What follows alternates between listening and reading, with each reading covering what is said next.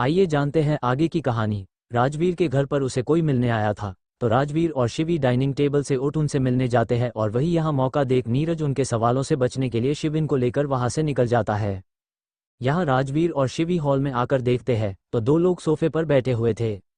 राजवीर और शिवी को देख वो दोनों खड़े हो जाते हैं, तो राजवीर उनके पास आता है। उन दोनों में से एक आदमी अपना हाथ राजवीर के तरफ बढ़ा कहता है, मैं विनोद मेहता, म्यूजिक सिरे का मैनेजर। और फिर अपने साथ खड़े आदमी की तरफ इशारा कर, और ये अरुण जोशी हमारे सीईओ। उसकी बात सुन राजवीर और अरुण जोशी एक दूसरे से हाथ मिलाते हैं, जिसके बाद उन्हें बैठने के लिए कहता है। सब वही सोफे पर बैठ जाते हैं, तो राजवीर उन्हें देख कहता है, जी कहिए।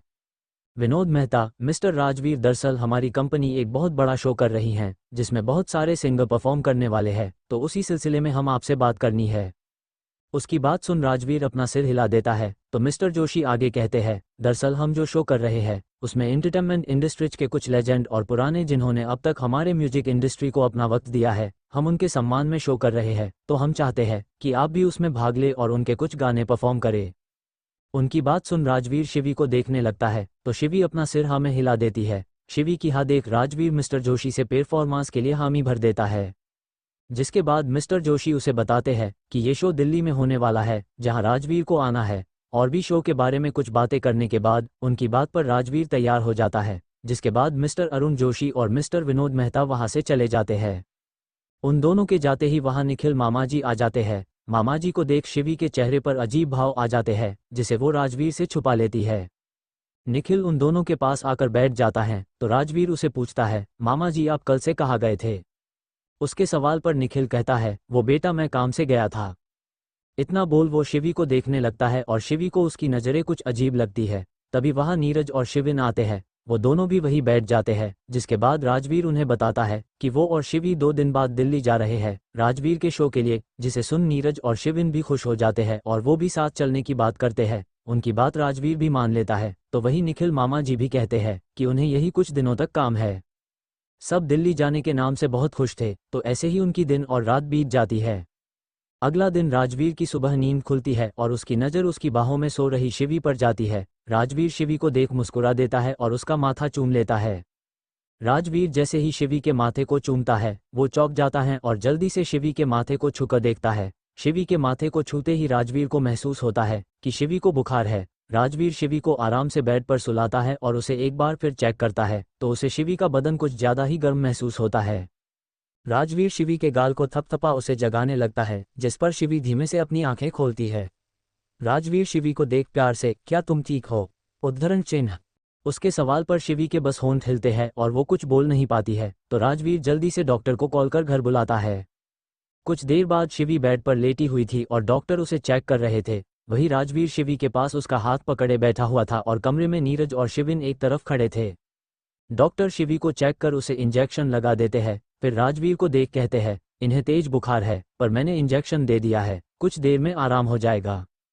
उसकी बात सुन राजवीर बस अपना सिर हिला देता है, तो डॉक्टर वहां से जाने लगते हैं। तभी राजवीर नीरज को डॉक्टर को छोड़कर आने कहता है। नीरज डॉक्टर को छोड़ने चला जाता है और यहाँ शिविन शिवी के पास आता है और उसके सिर पर हाथ फेरने लगता है।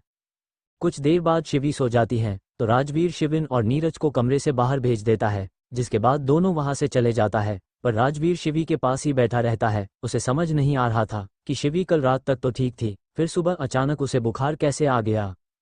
यहाँ नीरज और शिविन फ्रेश होकर नीचे जाते हैं और कुछ सोच सबके लिए नाश्ता बनाने किचन जाते हैं। नीरज और शिविन दोनों किचन में आकर नाश्ता बनाने की कोशिश कर रहे थे, तभी वहाँ निखिल मामाजी आते हैं। निखिल मामाजी उन दोनों को किचन में देख पूछते हैं, तुम दोनों यहाँ? इतना बोलते ही उसकी नज़र वो बना रहे नाश्ते पर जाती है, जिसे देख निखिल मामाजी फिर पूछते हैं, तुम दोनों नाश्ता क्यों बना रहे हो?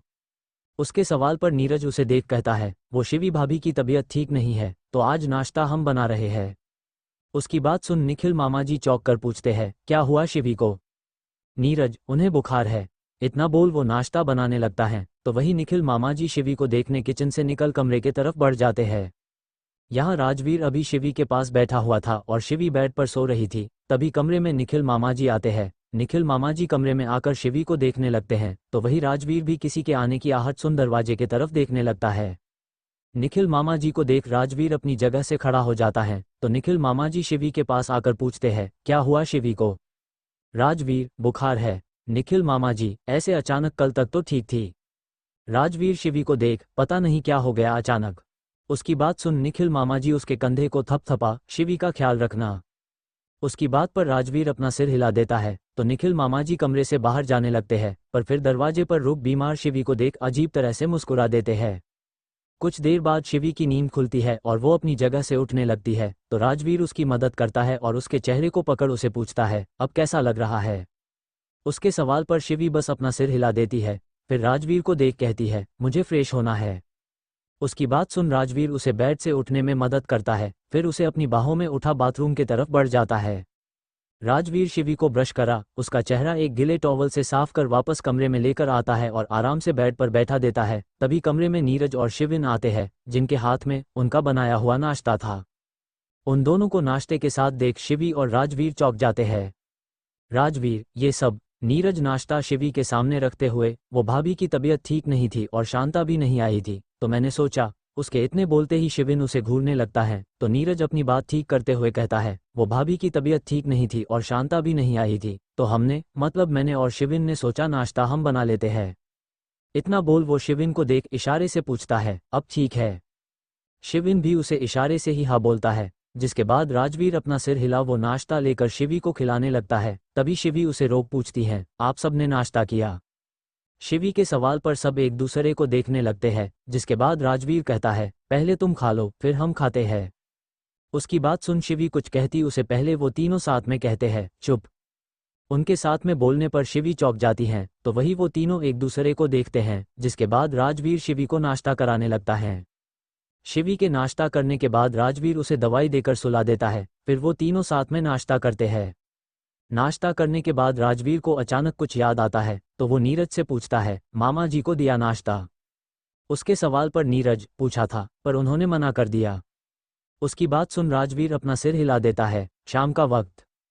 शिवी की तबीयत अभी ठीक नहीं थी, तो राजवीर एक बार फिर डॉक्टर को बुला लेता है।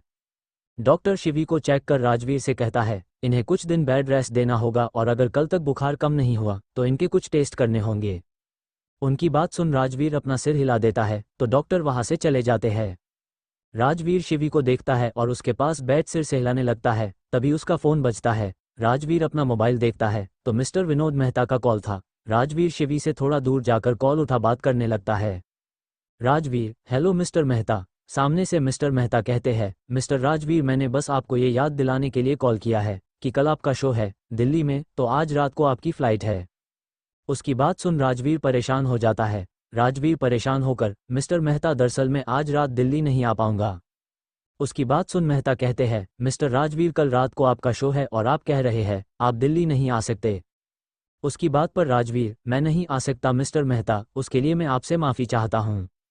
उसकी बात सुन मिस्टर मेहता, मिस्टर राजवीर क्या मैं आपके दिल्ली नहीं आने की इसकी वजह जान सकता हूँ? उनके सवाल पर राजवीर, मिस्टर मेहता दरअसल शिवी की तबीयत खराब है और मैं उसे इस हाल में छोड़ नहीं आ सकता। उसकी बात सुन मिस्टर मेहता, तो अब? राजवीर, मैं कोशिश करूंगा सुबह आने की। उसकी बात सुन मिस्टर मेहता, ठीक है मिस्टर राजवीर अगर आप आए तो अच्छी बात है, पर अगर आप नहीं आए तो आपके प्रोफेशनल व कमिटमेंट पर सवाल उठेंगे। इतना बोल वो कॉल कट कर देते हैं तो राजवीर गहरी सांस लेता है और पीछे मुड़ता है। वो चौंक जाता है।